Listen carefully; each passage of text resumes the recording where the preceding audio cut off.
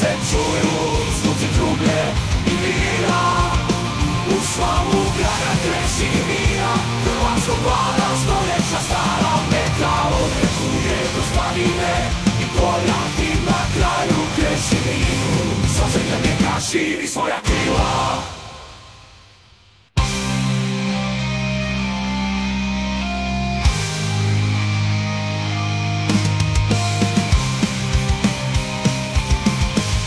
Pod tvojim stinom hrabro vojske koračaju, pred tvojim pogledom sva kraljevstva plaču.